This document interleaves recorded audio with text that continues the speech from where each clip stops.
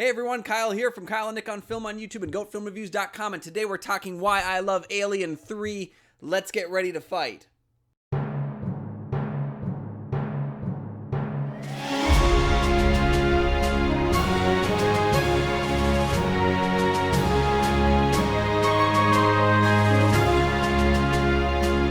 Hey everyone, Kyle here from Kyle and Nick on Film on YouTube and GoatFilmReviews.com, and as I said before, today we're talking Alien 3 from 1992, David Fincher's feature directorial debut, although I don't think he'd refer to it as such.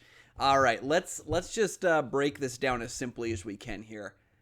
This will not be a discussion of the theatrical cut of Alien 3. This will be a discussion of why I love the assembly cut of Alien 3. And any of your problems with Alien 3 as a movie, like, I don't think the theatrical cut is as awful as many people do think, but I think that it definitely has pieces missing that could make for a more wholesome experience. The assembly cut is infinitely better. It runs about 2.5 hours long, so that's one thing going forward, is it's got just more. There's more world in this, and so we're gonna kind of break down the 5 reasons why I love Alien 3 today, and we're gonna talk about the assembly cut version. So, David Fincher directed it, was fired from it like 3 times, brought back in. I don't think he had any control over the editing bay. He was hired and stuff wasn't, like, there was no script and, like, problems abound. But for all the problems that Alien 3 has, I do think it's actually a worthwhile film to discuss, and where better than right here, right now with you fine people. So let's break it down here. The film came out in 1992, rated R. It is an Academy Award nominated film for Best Visual Effects, and it has a 44% on Rotten Tomatoes. So that's the reason I brought it up, is because it's critically maligned. Of course, that is referring to the theatrical cut, though. So let's just start right into it then. My 5 reasons for loving Alien 3. Number 1, the evolution of Ellen Ripley. Ellen Ripley is one of the great cinematic heroes in film, and played wonderfully by Sigourney Weaver from Avatar, Galaxy Quest. Her character throughout each of these films has an arc, has an evolution to her, has a way that she moves through and crosses, and I think the way that she is captured in Alien 3 is actually quite strong, considering that it's a juxtaposition of the motherhood kind of story that she carried on in Aliens. Aliens has a lot of motherhoodness to it, between the fact that Ripley wakes up and her daughter, who was like, I think 8 or 10, had literally aged up and died in her cryostasis. So she lost her own daughter, through no fault of her own. Aliens also contains the arc between the relationship between Newt and Ripley, and it also has a lot more to do with, like, the mother-child relationship between the xenomorph and the queen alien. There's a lot of stuff going on with motherhood in Aliens. Alien 3, for its tone, is a lot darker, it's a lot more brooding, it's a lot more nihilistic, but it does still capture bits of motherhood to it throughout some of the revelations that we get in the film, and how they play up that change and juxtaposition from where we were with Aliens. I think it's a really strong way to change her character, and we got to remember too, she's a lot less wisecracking than she was in Aliens. She's not as much of a kind of mood driven. She's like, I've dealt with this before, and it's a much like more broken Ripley. She was in cryostasis for 57 years. She got into cryostasis again, and the losses that she incurs early on in Alien 3 have changed Ripley. They've made her more broken, but more resolved to take this thing down no matter what she can get. And I really think that, like, the way that her character is treated in this third film is really strong. It's a different take, and I can see it not working for everybody, but for me it does. So that's reason number 1. I think the evolution of Ellen Ripley, and played by Sigourney Weaver, is just fantastic. Do I keep calling her Weaver? Sigourney Weaver is fantastic in the film. It's wonderful. Reason number 2 why I love Alien 3. It does new things. I know it sounds silly, but it takes itself into a completely different direction than the previous two films did. Our first version was the Nostromo. It's a captured ship with a little bit of space, and you've got to maneuver around the ship. The second one, we get a whole planet based outing, and then this one too, it's another planet, but it's a planet that, again, kind of it takes the alien out of the ship environment, but it also gives you a confined feeling. There's tunnel systems. It's a prison planet. It's it's an uncomfortable place to be, and it's an uncomfortable place for Ripley to find herself. In Alien 1, there are other women on the ship. In Aliens, there are females in the military crew. This is the first time that she's the only woman in the film, and she's surrounded by men who have not seen a woman in years. They are criminals. They are, they are people that have basically no reason to be good. And I think it puts her in an uncomfortable place, an uncomfortable position where she needs to rise above and showcase her dominance over them. And I think that comes with her knowledge of the alien. But then you also, you get new things with this film. You get an interesting new planet. It's a completely different planet than the one we dealt with LV-426. This is Fury 161, and it's just like, it's a bleak and dour new setting. I just think, like the way and the confidence that she's gained, going back to the evolution of Ellen Ripley, the confidence that she has gained dealing with this creature on multiple times, it's almost like they share a symbiont, kind of connection, and that they will always be fighting forever because she just cannot free herself from this creature. It has followed and tacked onto her. It's parasitic in a lot of ways.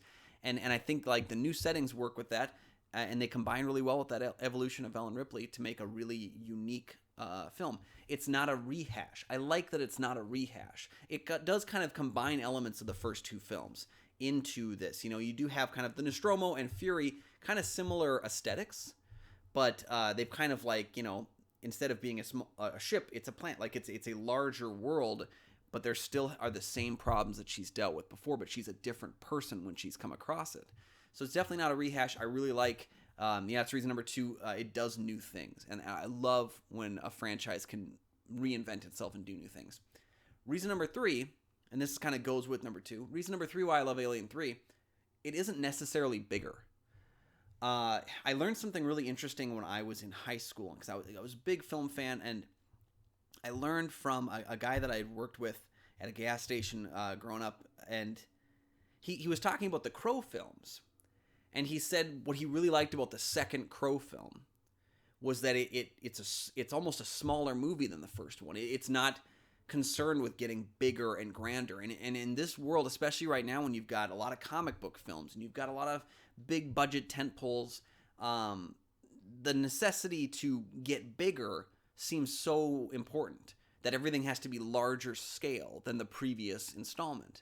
This is not the case. It's a smaller story here. There's fewer elements to deal with, and when you run out of that, you run out of fewer good elements, you run out of fewer bad elements. You have to deal and evolve with the situation. This film is not necessarily bigger.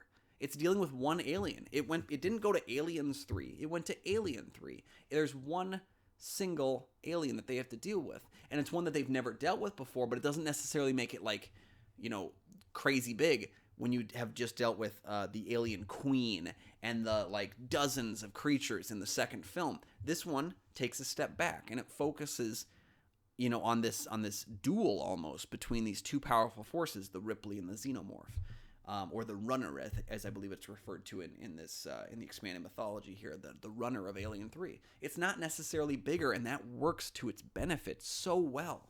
But again, if you go into it wanting to see another Aliens movie, you may feel differently about that. This one does have a lot more callbacks to the first film, if it's going to be. But yeah, not necessarily bigger. And I appreciate that about it, is that you don't have to overdo it, because if you look at a lot of these things, they overdo it in sequels so often that you can almost topple from your own grandioseness. I think a lot about like the Spider-Man trilogy from the 2000s. You got Spider-Man 1, single villain. Single main villain with the Green Goblin. Spider-Man 2, single main villain with Doc Ock. Spider-Man 3, you have the new Green Goblin, you have Sandman, you have Venom, and that's not necessarily a bad thing to have more villains and more and a bigger scope. But if you look at even the finales of those films, the first Spider-Man film, like the finale does have to do with like the bridge but it gets into a smaller environment where it's these two people battling. The second film again, is a warehouse kind of finale where I think there's like three people, Mary Jane, Spider-Man, and Doc Ock. Then you get to the third film, and the finale there is in front of hundreds of people in this big structure, and all the villains are fighting at once, and they're all moving around and stuff, and bigger is not necessarily better. And I think that's a strength that Alien 3 takes, is that it compresses the story and makes it more about the elements that we're working towards, moving towards the end of the film. Okay, so that's number 3. Not necessarily bigger. Big deal for me. Number 4, the expansion of the xenomorph species. So I liken the xenomorph, the alien from the Aliens franchise, to kind of the Tremors graboids, because we know their life cycle. Like we have it all the pieces mapped out. We have our egg, goes to our face hugger, incubates into a chest burster, bursts out.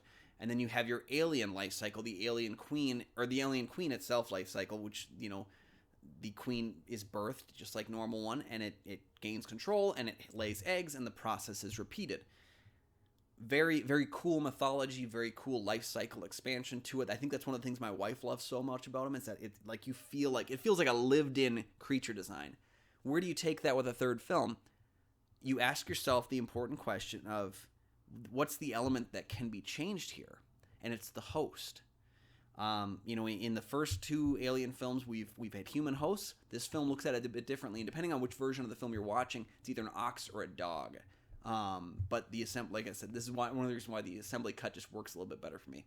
The assembly cuts oxen. But yeah, the expansion of the xenomorph species asks the question: does the alien act differently if it's birthed out of a different host? It's a really unique and interesting idea, and it's one that has multitudes of ways to increase complexity with future installments, even if you wanted to. And it's how we got things like that Alien versus Predator Requiem, where we got the Predalien, which was the predator that had been a host to an alien, and it bursts out, and it's got the mandibles and everything like that. Like, it's a very cool idea. That film didn't work so well, and it wasn't very good, but like, that was a very cool idea that would have made for an excellent movie if the movie was better for that one. But we have here, the runner is on all fours. It's a faster creature. We get a lot more like from its point of view, and I think that works really well. And again, it expands the mythology without breaking the mythology, because there's a lot of ways where you could try to overcomplicate things, and I think that could be to its detriment. So there you go right there. The expansion of the xenomorph species. Number 5, and this will be pretty quick. It's a perfect ambiguous trilogy capper. They know going into it what needs to be accomplished. If there was no Alien Resurrection, and many fans probably wish that there was no Alien Resurrection, Alien 3 would have been a great trilogy capper. It ends in a way where I felt walking away from it, wow, I feel an ending here. For the first time in the series, because even though the first 2 films each had their own ending, I still felt like there was questions unanswered that, like as far as the journey goes, like where are we headed? What's going to happen next? I kept asking myself that with the first 2 films. With this third one, I was like, I have questions. There's some things in there that I don't know if I understand, but it's not things I need to understand to be fulfilled in the story. So there you go. It's a perfect ambiguous trilogy capper. I'm going to leave it spoiler free on that way, because I didn't know going into it how it was going to end, and I think it ends in a very shocking kind of way. So there you have it. Those are the 5 reasons why I love Alien 3. Number 1, the evolution of Ellen Ripley as a character. Number 2, it does new things. It goes new places. It's not a rehash. Number 3, it isn't necessarily bigger than the previous film. Number 4, it's got a great expansion of the xenomorph mythology of the species and its life cycle. Number 5, it's a very, very strong, ambiguous trilogy capper. So there you go, guys. Those are my 5 reasons why I love Alien 3. I got a whole lot more than that I do as well. I used to think it was my favorite of the Alien franchise. I think now I do tend to sway towards Aliens, but I do think Alien 3, the assembly cut, is really strong. In fact, I would say if you watch the special editions of the original 4 Aliens, I think all of them are stronger than theatrical cuts with the exception of Ridley Scott's original Alien. There's just a few things there that kind of mess with the mythology of the story in his director's cut. But the special edition of Aliens is better. The special edition of Alien 3 is better. The special edition of Alien Resurrection is better. So, there you guys have it. I want to know your thoughts. I know a lot of people really hate Alien 3, and I've never been able to completely understand, like, the hatred. I can understand disdainment, but hatred for Alien 3. So I want to know your thoughts. Have you seen Alien 3? Do you have any interest in revisiting it? And what are your thoughts on the film? If you haven't seen the first 2 films, I would probably suggest watch all 3. Don't just watch 3 by itself, because you're not going to get the full experience out of it. And it's, again, like, I can understand some of the problems with the film, but I absolutely love the journey that we go on. There are certain things in it that I wish we could have explored more, but looking back on it, it's a fantastic film nonetheless. So, real quick, 60 seconds, trivia time. Let's begin. 3, 2, 1, go. All right, so $7 million were actually spent on sets for the film that were never actually used because the script was constantly changing, being rewritten, and evolving. So there was a lot of wasted money on this set. Number 2, Ridley Scott actually turned down directing this film. He was offered the directing chair for this third film and decided not to partake. Interesting note here, though, the score for this movie was recorded during the LA riots of 1992. Another thing that's going on here, there was a monastery set that was built when David Fincher was hired to direct, because a monastery was a key set in one of the original screenplays for it. That set was not used because the setting of the film was changed to a prison afterwards. Another thing, Ripley doesn't actually handle a gun in this film because Weaver is requested this as a gun safety advocate, and she felt that the previous film had too much gun violence, so she actually doesn't carry a gun in this film at all. We got some Lance Henriksen fun stuff coming up here. He actually taught himself to read at age 30 by reading film scripts. He's also the only actor other than Sigourney Weaver to appear in more than one Alien film. Henriksen is also one of 2 actors to face off against the Terminator, an Alien, and a Predator, the other one being Bill Paxton. All right, there you go, guys. Those are my thoughts on Alien 3. I want to know your thoughts on it. Please comment down below. If you like this video, like this video. Also, don't forget, check out our Patreon. We got a link down in the description right here. It's definitely worth at least checking out. See if it's something you're interested in doing. You can help influence some of the stuff that Nick Polatichuk and I will be talking about in future episodes of Kyle and Nick on Film. The show's coming back real soon. We're putting plans in place. I'm very excited to share stuff with you as soon as we have more definitive things in place. I cannot wait to get that main show back up and going.